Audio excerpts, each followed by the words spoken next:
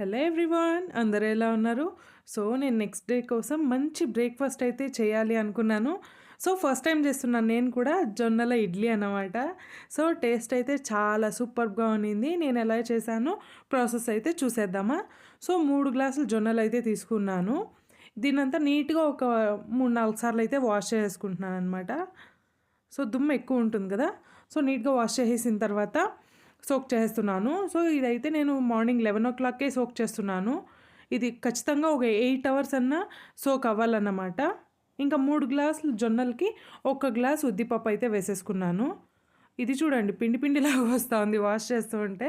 So దీన్ని కూడా ఇంకో 2 సార్లు ఎక్స్ట్రానే వాష్ చేశాను. అంటే వాటర్ కొంచెం ప్లెయిన్గా ఉంటే కొంచెం సాటిస్ఫైడ్ ఉంటుందన్నమాట, అందుకనేసి. ఇంకా ఒక స్పూన్ అంతా మెంతులు అయితే వేసేసుకున్నాను.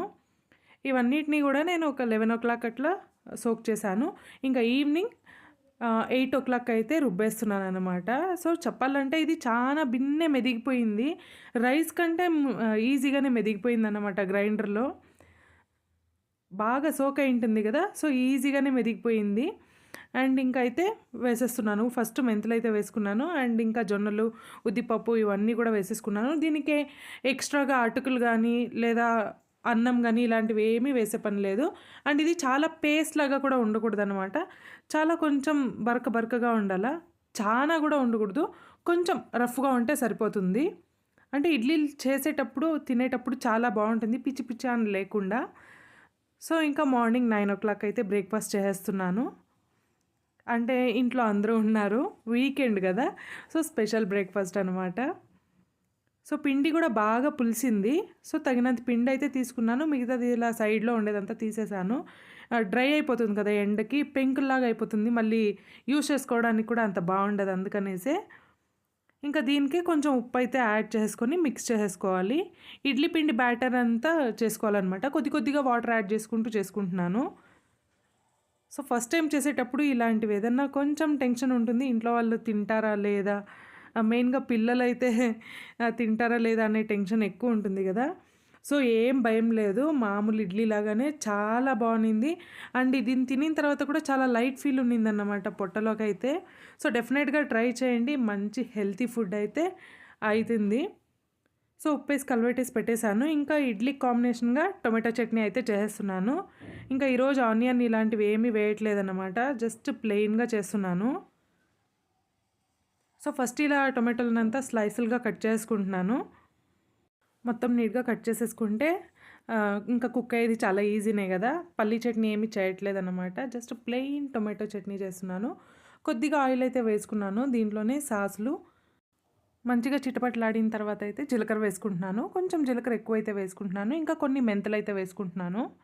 కాంబినేషన్ చాలా బాగుంటుంది. ఇంకా 1 ఇంచ్ అంత అల్లం ముక్కలు వేసుకున్నాను. ఇంకా ఎండుమిర్చి అయితే తుంచి వేసేసుకుంటున్నాను. 2 బ్యాడిగ మిర్చి కూడా వేసుకున్నాను. కలర్ చాలా బాగుంటుంది, ఫ్లేవర్ కూడా చాలా బాగుంటుంది. అందుకనేసే ఈ మొత్తము ఫ్రై చేసుకున్న తర్వాత టొమాటోలు అయితే వేసేస్తున్నాను. సో చాలా మాగింది కదా, అంటే పండింది కదా, ఈజీగానే కుక్ అయిపోతుంది, ఎక్కువ టైం ఏం తీసుకోదు. సో ఇవన్నిటిని మంచిగా మిక్సీ చేసిన తర్వాత ఉప్పు అయితే యాడ్ చేసుకుంటున్నాను. ఉప్పు వేసుకొని ఇంకోసారి బాగా కలబెట్టేసుకుని ప్లేట్ అయితే మూసి పెట్టేశాను. ఒక 3 మినిట్స్ కుక్ అయితే సరిపోతుంది.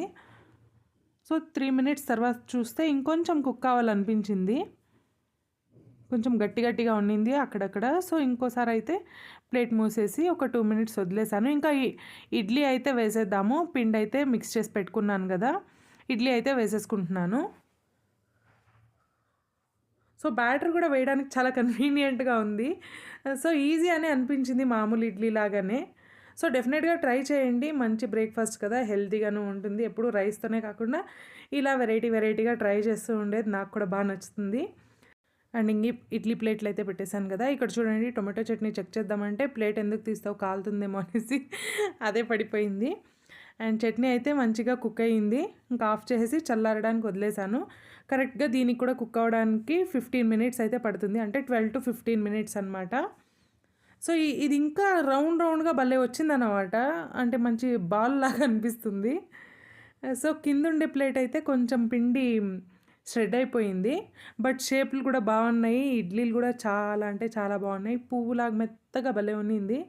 అండ్ ఇంకా వేడిగానే ఉంది. మా పిల్లోడు ఆకలేస్తుందన్నాడు. అందుకనేసి ఇంకా స్పూన్‌లోనే తీసేస్తున్నాను. సో, నేను ఈ ఇడ్లీ ప్లేట్‌కి కూడా ఘీ గాని, ఆయిల్ ఏమీ వేయలేదు. నేను ఆల్రెడీ చాలా వీడియోస్‌లోనే షేర్ చేసుకున్నాను గదా! మా పిల్లోనికైతే కొంచెం ఘీ వేసేదాన్ని. బట్ ఈరోజు అలానే చేసేసాను. అండ్ ఇడ్లీలైతే చాలా స్మూత్‌గా ఉన్నింది. మా హెల్తీ బ్రేక్‌ఫాస్ట్ వీకెండ్‌లో బాగా ఎంజాయ్ చేశాము. మీకెలా అనిపించిందో డెఫినిట్‌గా కామెంట్‌లో మెన్షన్ చేయండి. నెక్స్ట్ వీడియోలో కలుసుకుందాం. Bye bye.